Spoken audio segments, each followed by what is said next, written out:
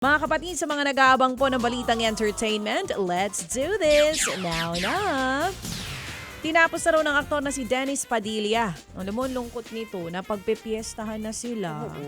Oo, ito na nga po, tinapos na raw ng aktor na si Dennis Padilla ang kanyang ugnayan sa kanyang mga anak kay Marjorie Barreto.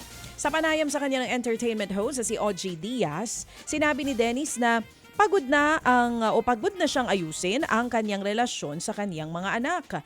Ang panayam kay Dennis ay kasunod nga po ng paglalabas ng aktor ng kanyang hinanakit sa pagtrato daw sa kanya na bisita sa kasal ng kanyang anak na si Claudia.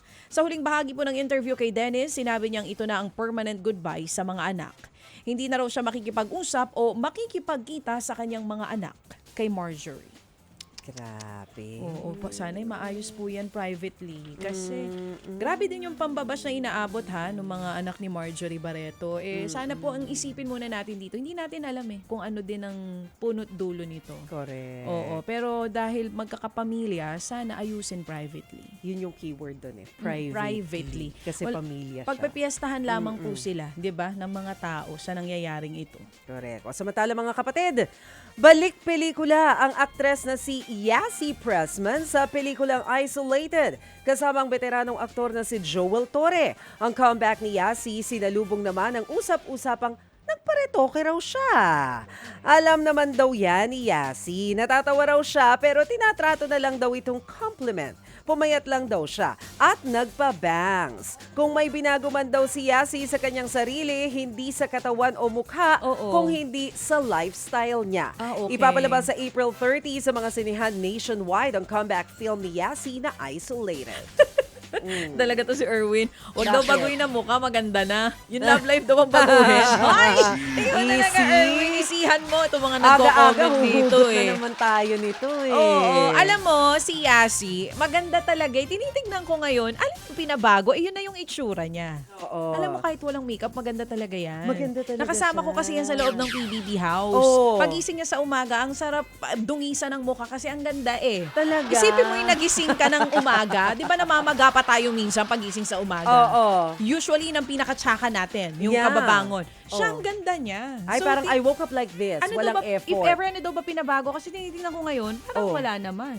Ah, Ganda pa rin. Pumayat lang siguro talaga siya. Pero kung may pinabago, okay lang din naman mga kapatid kasi Oo buhay naman niya yun at mukha niya yun. Correct. Si Tita Masya, walang kailangang ipabago. Wala Mga kasi fans, akong Good job. wala kasi akong panggastos pampabago. Ayun. Ibang usapan kasi Oo. yun. Marami akong gustong Mahal ipabago. yun. Wala rin tayong pera. Oo, walang pera. Ito naman, hindi pa man tapos ang matagumpay na kapatid primetime series na Lumuhod Ka sa Lupa, hindi magpapahinga po sa primetime TV si Kiko Estrada dahil gaganap siya bilang iconic character na si Totoy Bato.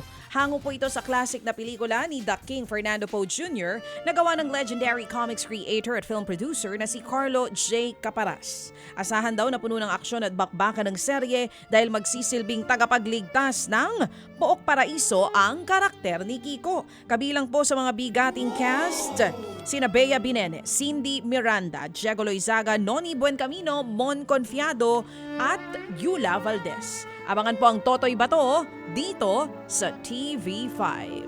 Kabilang ang grupo ng Phil-Am stand-up comedian na si Joe Coy sa mga pasahero ng Philippine Airlines flight na nag-emergency landing sa Haneda Airport sa Japan. Sa kanyang IG post, pinuri ni Joe Coy ang crew ng PAL na maayos daw na na-handle ang sitwasyon. Umalis ng Pilipinas ang flight PR-102 papuntang Los Angeles nitong Miyerkules. Pero nag-emergency landing ito sa Tokyo matapos umusok ang isa sa dalawang aircon units ng eroplano.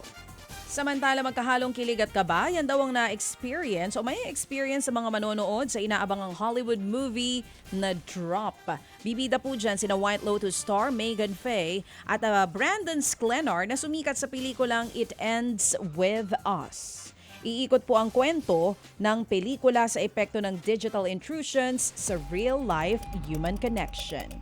Samantala, sabi nga ni na Megan at Brandon, sana daw ay malaman ng lahat ang tungkol dito. Ang Drop ay umani po ng high ratings na 90% sa Rotten Tomatoes at unang nag-debut sa pinakamalaking film fest, ang South by Southwest Film Fest nito lamang Marso. Showing na po sa mga sinehan ang pelikulang Drop.